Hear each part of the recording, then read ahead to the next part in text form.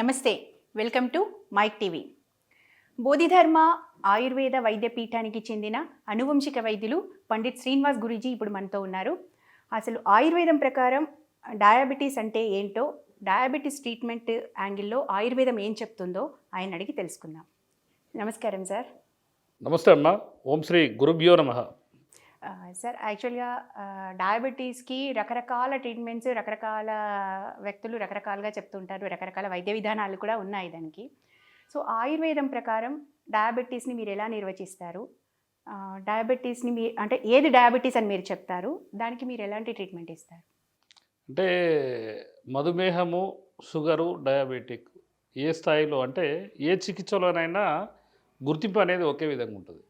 జనరల్గా అంటే నాడీ శాస్త్ర ప్రకారంగా నాడి చూసి ఆ వాయుదోషాన్ని వాత పిత్త కఫ అనేది బ్యాలెన్స్ చేసి ఆయనలో డైజెషన్ పవర్ అంటే మెటబాలిజం జీవక్రియ పెంచే మందులు అంటే మా దగ్గర ఉన్న మూలికలు ఏంటంటే కేవలం మెటబాలిజము జీవక్రియ పెరిగే మూలికలే ఉంటాయి. ఓకే. కాబట్టి తప్పకుండా మనం ఒకే రకమైన చికిత్స చేయకుండా అసలు అది కాన్స్టిపేషన్ వల్ల వచ్చిందా, నిద్రలేమి వల్ల వచ్చిందా, లేకపోతే థింకింగ్ ఆలోచన వల్ల వచ్చిందా అంటే వారికి ఒక సరి అయిన అంటే అనువంశిక వైద్యుడు. ఇప్పుడు ఎగ్జాంపుల్ డాక్టర్ల దగ్గరికి వెళ్తే ఒక 5 మినిట్స్లో మీకు డయాబెటిక్ ఎంత ఉంది, ఈ టాబ్లెట్ వాడండి, ఇది అంత అంత సమయాన్ని కేటాయించకుండా ఈ అనువంశిక వైద్యుడు ఏం చేస్తుందంటే పూర్తిగా ఆయన యొక్క లైఫ్ స్టైల్ని అసలు ఏ విధంగా మీరు ఏం తీసుకుంటారు, అయితే మీ మీ నడవడిక ఏంది, మీరు ఎన్ని గంటలు పడుకుంటారు అన్నది కొంత ఒక 15 నుంచి 20 నిమిషాలు ఆయన మందులు కొనని, మూలికలు కొనని కొనకపోని అది వేరే విషయం. ఎక్కడ ఫీజులు లేకుండా ఒక సిస్టమేటిక్గా చేసేది ఈ అనువంశిక వైద్యం. ఆ వ్యక్తి రాగానే ఆ వ్యక్తి యొక్క అంటే ఆయన అలవాట్లు లేకపోతే రకరకాలుగా తెలుసుకొని అసలు ఆ డయాబెటిక్ అనేది ఎందుకు వచ్చింది, అసలు దానికి ట్రీట్మెంట్ చేస్తే 100%గా అతను డయాబెటిక్ లేని జీవితం గడిపే అవకాశం ఉంటుంది. ఓకే, అంటే ఆయన లైఫ్ స్టైల్ ఎలా ఉంది, హ్యాబిట్స్ ఎలా ఉన్నాయి, టోటల్గా అంటే మనిషి స్వభావాన్ని బట్టి మీరు ట్రీట్మెంట్ అనేది ఎంచుకుంటారు. అది దాన్ని ఎన్నుకుంటాం అనమాట. ఓకే. ఇప్పుడు వన్స్ ఒకరికి షుగర్ వ్యాధి ఉంది, మధుమేహం ఉంది అని మీరు డిసైడ్ చేసిన తర్వాత అప్పుడు అంటే తర్వాత మీ అప్రోచ్ ఏంటి? అంటే వెంటనే మూలికలు స్టార్ట్ చేస్తారా, లేదంటే ఇంకా లైఫ్ స్టైల్కి సంబంధించిన ఇది కూడా మీరు ఏమన్నా డిఫరెంట్ ఇప్పుడు యాంగిల్స్? చాలా మంది ఏంటంటే ఈ నేచురోథెరపీ ఆ థెరపీ అన్న ఉద్దేశంతో మీరు మొలకలు తినండి అవి తినండి అని రకరకాలుగా ఏంటంటే వైట్ రైస్ తినొద్దు లేకపోతే భోజనం చేయొద్దు ఇవన్నీ మారవాలన్న ఉద్దేశంతో చాలామంది చెప్తుంటారు. అవన్నీ మేము చెప్పకుండా ఏంటంటే జనరల్గా మార్నింగు కొన్ని ఫ్రూట్స్ తీసుకున్న తర్వాత వెంటనే టిఫిన్ చేయమని చెప్తాం.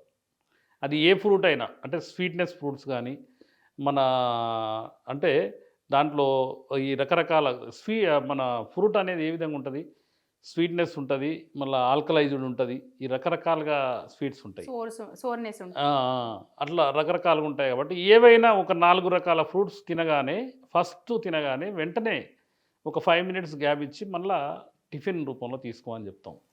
బ్రేక్ఫాస్ట్కి బిఫోర్ మీరు ఫ్రూట్స్ తీసుకోమని ఫస్ట్ ఫ్రూట్స్ తినాలి. అది స్వీట్ ఏవైనా కానీ మ్యాంగో కానీ లేకపోతే బనానా కానీ తినొద్దు అంటారు. అవన్నీ తప్పు. ఏ పండైనా తీసుకోవచ్చు. అది తీసుకున్న తర్వాత ఒక 5 మినిట్స్ గ్యాప్ ఇచ్చేందంటే అల్పాహారం చేయమని చెప్తాం. అల్పాహారం కూడా ఎట్లా అంటే అసలు ఈ టిఫిన్ సంస్కృతి మనకు లేదు భారతదేశంలో వాస్తవంగా. ఉదయం ఒకసారి భోజనం చేసి సాయంత్రము వ్యవసాయ రంగం ఉన్నది కాబట్టి వ్యవసాయానికి పోయి వచ్చిన తర్వాత సాయంత్రం పూట భోజనం చేసి అంటే గూట్లో దీపం నోట్లో ముద్ద అనే శాస్త్రం ఉండే. ఉదయం ఒకసారి సాయంత్రం ఒకసారి తీసుకునేది ఆ 2 ప్రక్రియలే. కాబట్టి మేము ఏం చేస్తామంటే నైట్ కనుక అన్నము కానీ కొర్రలు అరికలు సామలు ఊదలు అంటు కొర్రలు నైట్ చేసి దాంట్లో పెరుగు నానబెట్టి పెట్టి మార్నింగ్ తినమని చెప్తాం. మిలెట్స్ ఏవైనా కూడా మిలెట్స్ కానీ మామూలుగా ఇది ముడి బియ్యం కానీ అంటే నాన్ పాలిషబుల్ రైస్ అది తీసుకుంటే చాలా బాగుంటుంది. ఆ 2 తీసుకుంటే ఉదయం ఒకసారి తిన్న తర్వాత సాయంత్రం వరకు ఆకలి కాదు ఎట్టి పరిస్థితుల్లో. ఇది పులిసిన మజ్జిగ చికిత్స అంటారు.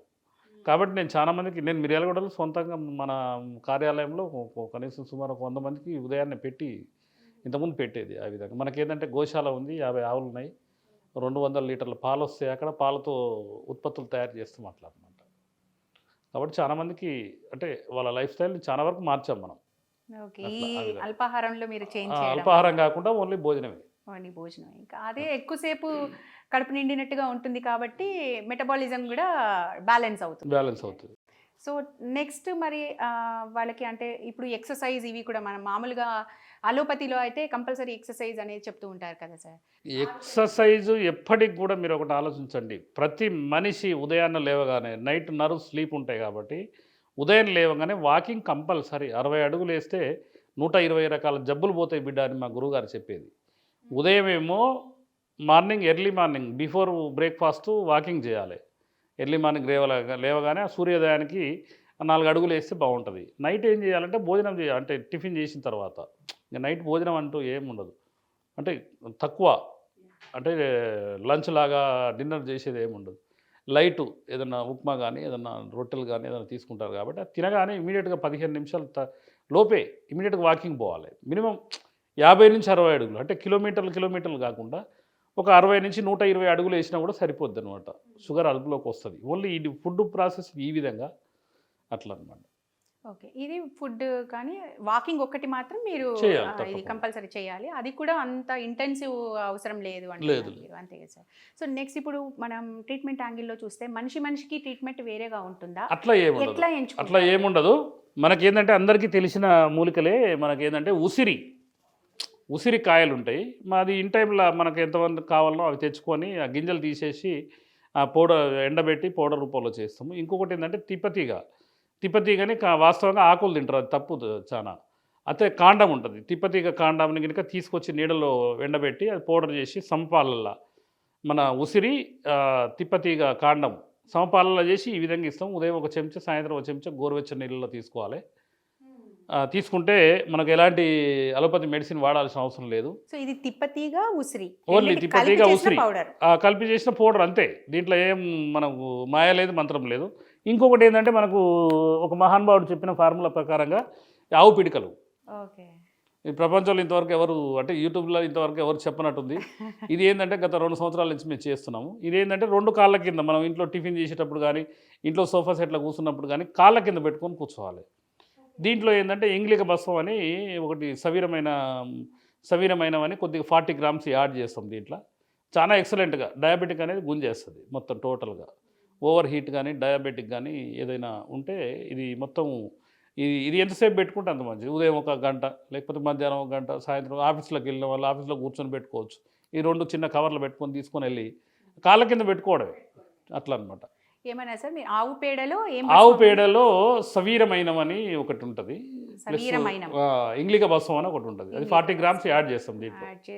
యాడ్ చేసి ఈ 2 పిడికలు తయారు చేస్తాం. 2 కాళ్ళ కింద పెట్టుకుంటే సరిపోతుంది. చాలామందికి ఇప్పుడు జనరల్గా ఏంటంటే మీరెవరికైనా ఇచ్చారా, మీరేమైనా చేశారా, ఇదొకటి. ఇప్పుడు వేరే డాక్టర్ల దగ్గరికి వెళ్తే అక్కడ ఎంత బిల్ అయినా కూడా ఏది చెప్పినా కూడా సపోర్ట్ చేయకుండా మౌనంగా ఇని సపోర్ట్ ఎదురు మాట్లాడేదే ఉండదు. ఇక్కడ మా దగ్గరకు వచ్చేవరకు మీరు ఎవరికైనా ఇచ్చారా, మీరేమైనా చేశారా? ఇప్పుడు 8 సంవత్సరాల నుంచి మొత్తం ఈ విధమైన తయారైపోయినాం మేము, చేసి అలసిపోయినాం. కాబట్టి ఏంటంటే డయాబెటిక్ మా గురువుగారు చెప్పేది బీపీ షుగర్ థైరాయిడ్ జబ్బు కాదు బిడ్డ, ఇది శరీరంలో చిన్న మార్పు. ఇప్పుడు దీన్ని భూతద్దంలో వేసి చాలామంది డాక్టర్ల దగ్గరికి పోగానే మీరు ప్రతిరోజు ట్యాబ్లెట్ వేయాలి, మీరు ప్రతిరోజు ఇది వాడాలి అది వాడాలని వాళ్ళని రాంగ్ రూట్లో, అంటే సరి అయిన గైడ్లైన్స్ ఇవ్వక చాలా ఇబ్బందులు పాలవుతున్నారు. మా దగ్గరకు వస్తే 100%గా ట్యాబ్లెట్ లేకుండా చేస్తాం.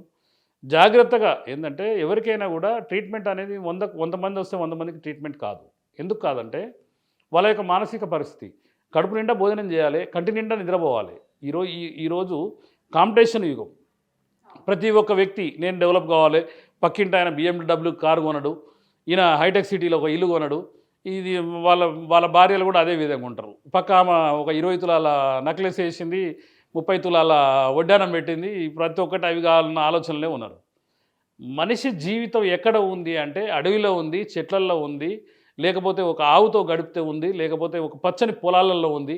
ఈరోజు ప్రకృతి కోసం మేమేం చేస్తున్నాం అంటే హైదరాబాద్లో ప్రాక్టీస్ చేస్తూ 3 రోజులు మిరియాలు కూడా మాకు సొంత ల్యాండ్ లేకున్నా కూడా లీజ్ ల్యాండ్లలో తీసుకొని అక్కడ ఫామ్ హౌస్ లాగా కట్టుకొని ఆ వనమూలికలను అక్కడ పెంచుకుంటూ ఒక 50 ఆవుల్ని పోషిస్తూ ఎవరైనా 1 గంట సేపు గోశాలలో కూర్చుంటే వాళ్ళ పరిస్థితి ఎంత మెరుగైద్దంటే, నేను అక్కడికి పోతే ఆవు గుర్తుపట్టి సైగ చేస్తుంటుంది. ఓనర్ అంటే 24 గంటల్లో గుర్తుపడుతుందట.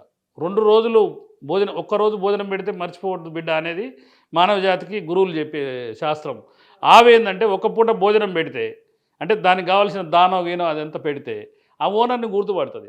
అదే గోశాలల్లో మీరు ఎంతోమంది ఇప్పుడు ఆర్థికంగా డెవలప్ అయి ఉన్న వాళ్ళు ఒక 2 ఆవులు పెంచుకుంటూ ఈ విధంగా ఈ పిడికలో గిడికలో ఇట్లాంటివో లేకపోతే ఆవు పాలు, ఆవు పెరుగు, ఆవు మజ్జిగ, ఆవు వెన్న, ఆవు నెయ్యి ఇవన్నీ కనీసం ఆవుల దగ్గర కూర్చుంటే అసలు కౌ హగ్ థెరపీ అని భారతదేశంలో అది ఇంకా స్టార్ట్ కాలే కానీ వరల్డ్ మొత్తం మీద నాకు న్యూజెర్సీ నుంచి ఒక కాల్ వచ్చింది. గురుగారు నేను కూడా 40 ఆవులు పెంచుతున్నా, ఇండియన్ బ్రీడ్ నా దగ్గర అన్ని ఆవులు ఉన్నాయి, మీ దగ్గర ఏం బ్రీడ్ ఉంది, ఇక్కడ కౌ హగ్ థెరపీ అని వచ్చి కౌ హగ్గును పట్టుకుంటే 25 నిమిషాలకు మేము 25,000 రూపాయలు క్యాష్ మేము ఛార్జ్ చేస్తామంటే నేను ఆశ్చర్యం వేసింది నాకు.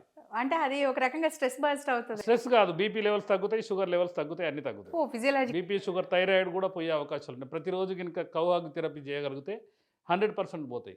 కానీ మన భారతదేశంలో ఏంటంటే డాక్టర్లు చెప్పే మాట ఏంటంటే మీరు ప్రతిరోజు టాబ్లెట్ వాడాలి, మీరు షుగర్ తినొద్దు, మీరు బెల్లం తినొద్దు, మీరు తేనె తినొద్దు. షడ్రుచులు అనేది భారతదేశంలో మనకు అందరికీ కావాల్సిన అది షడ్రుచులు 6 రకాల రుచులు కనుక బాడీలోకి పోతే ఏ జబ్బు ఉండదని శాస్త్రం చెప్తుంది. ఈరోజు ఎవరు చెప్తున్నారు? 24 గంటలు ఎమ్మటే ఈరోజు కనుక బీపీ కనుక డయాగ్నోస్ అయిందనుకోండి, తెల్లారి నుంచి పోయి బీపీ ట్యాబ్లెట్ వాడతారు. అదే సర్పగంధ అని ట్యాబ్లెట్స్ ఉంటాయి బీపీకి. కొన్ని రోజులు వాడితే బీపీ పోతుంది, తర్వాత ట్యాబ్లెట్ వాడాల్సిన అవసరం లేదు పూర్తిగా 100%గా. ఇప్పుడు డయాబెటీస్ కూడా అసలు లేకుండా టోటల్గా క్యూర్ చేయొచ్చు అంట. చాలా మంది మందులు వాడే వాళ్ళు చాలా మంది ఉన్నారమ్మా. ఒకటే అమ్మ, ఎప్పటికైనా కూడా మన నాగరికత ప్లస్ మన అదే లైఫ్ స్టైల్. ఇప్పుడు మన జీవన విధానాన్ని బట్టి ఉంటుంది. ఇప్పుడు నేనేం చేస్తా అంటే ఒకరోజు టైం దొరికినా కూడా పచ్చని పొలాలు, ఆవులు నాకు ఇష్టం, ఆవులతో గడుపుతా. అసలు కాలమే టైం అనేది అనిపించదు. ప్రతిరోజు ఉదయం 4 o'clock లేచి చక్కగా ఒక 2 కిలోమీటర్ల దాకా గోశాలకు నా గెస్ట్ హౌస్కు 2 కిలోమీటర్లు ఉంటుంది.